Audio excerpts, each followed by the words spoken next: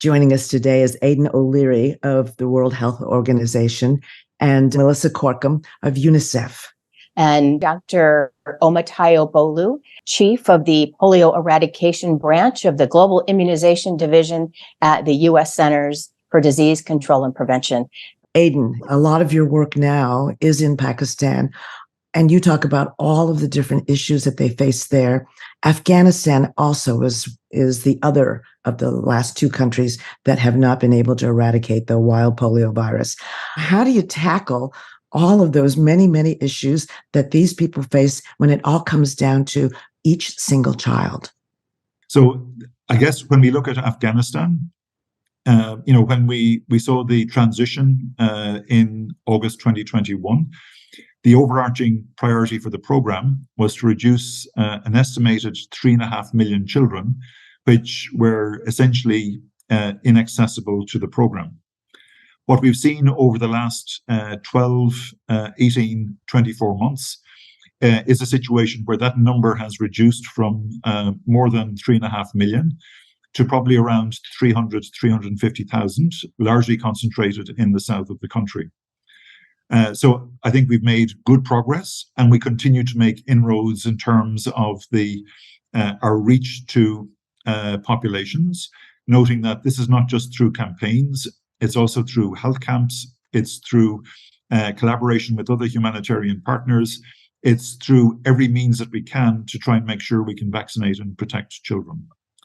We did have a very specific challenge in the east of the country, which has been the source of most of the detections that have been recorded. So this is in the province of Nangarhar. And what we've essentially seen over the last 6-9 months is the program quality. And when we speak to program quality, we're basically reaching all the children that we need to reach to make sure that they're vaccinated and thereby protected. So we've seen the quality of our programs continue to improve to a point where actually in August of this year, for the first time in probably kind of 12 to 15 months, we have not been able to detect the wild polio virus anywhere on the territory of Afghanistan. We're not out of the woods by any manner of means. What's going to be really important is we maintain and intensify the momentum that we currently have to, again, continue to work to make sure that our children are protected. We're also, where this is feasible, working to try and strengthen the reach with other antigens. So it's not just a challenge for polio. There's been challenges with measles in the past and other diseases. And, where kind of feasible and where we can basically, kind of effectively collaborate, we're also working to try and strengthen the delivery of these other antigens to try and make sure that we build, the immunity of children who are at the most at risk to the maximum extent that we can. Dr. Omotayo, what do you think needs to be done to finish the job in Afghanistan and Pakistan? How do you see the way forward in those two countries? We have to look at what the issues are. One is insecurity. Two is just the difficulty of accessing every child. And three would be the political will.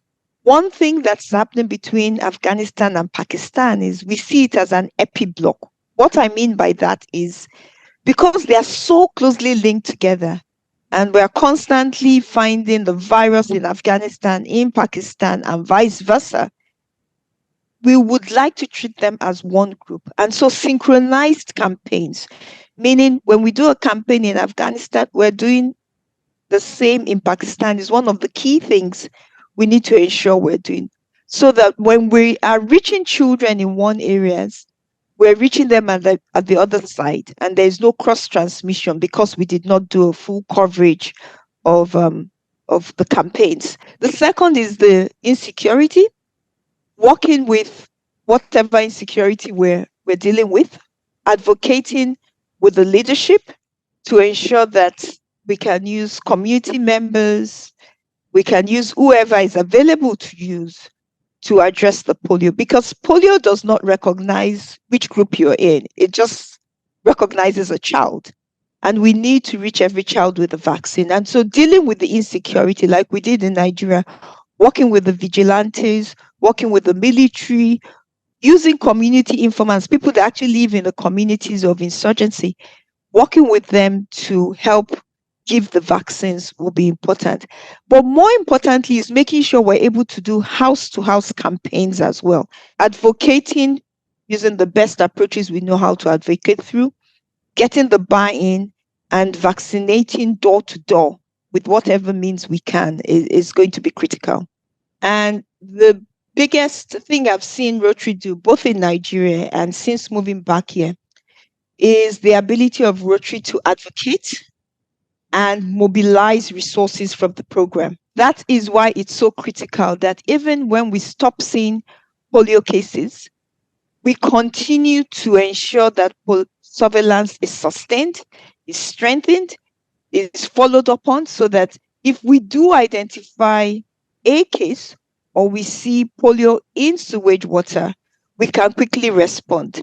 Melissa, we have heard that there were outbreaks, I think, last year, New York, maybe London, I think, of the circulating variant polio virus in polio-free countries. So how is this different from the wild polio virus, and how do you stop that? We are, facing outbreaks until we finish polio globally. We're going to continue to face outbreaks, and the variant occurs when a weakened strain of the polio virus in the vaccine circulates amongst under immunized populations for a period of time. And so in those areas where we don't have, we're missing kids and we have or under immunized kids, this is where we continue to face challenges with outbreaks. But the tools are the same. It's the same approach to putting an end to a variant outbreak as we are doing in the countries with wild polio virus. Getting drops into the mouths of the kids as quickly as possible is how we achieve success. Doing it quickly and raising the alarms in countries where they haven't had polio for a long period of time, like New York, like the Londons, to make it a priority amongst everything else and to a forgotten virus is one of the big challenges. And that's quite different from Pakistan, Afghanistan, the endemics, which have had polio around for a while. So raising the alarms, sending in the fire department, so to speak, with the rapid responders becomes so critical in places where we're having outbreaks. It's probably difficult to say that despite all of the progress that's been made in the eradication effort, that you're close. Can you say that yet? I think we are close. Polio is cornered in just a handful of geographies, not even countries, small pockets of geographies, districts, 3 provinces in Eastern DRC, 4 states in northern Nigeria, small districts in Khyber Pakhtunkhwa of Pakistan. It's never been so geographically cornered. So I think there is tremendous progress. It's not just about the numbers of cases. It's the fact that it's cornered in really, really small places with, actually very few children. So in the wider scheme. So I think we've never been this close before, but that progress is incredibly fragile when you consider the geographies, the countries where we are fighting this battle. It's, polio amongst, wider public health emergencies, humanitarian contexts. It's the DRCs, it's the Nigerias, it's Afghanistan's. In the much wider geopolitical space, it's, these are challenging places to be working in. So that progress is real, but it's very fragile. And I think that, we need to have laser focus on reaching all children in those handful of places towards the goal. Thanks to all of our guests for updating us on the state of polio eradication. To learn more about Rotary's polio eradication efforts, visit endpolio.org.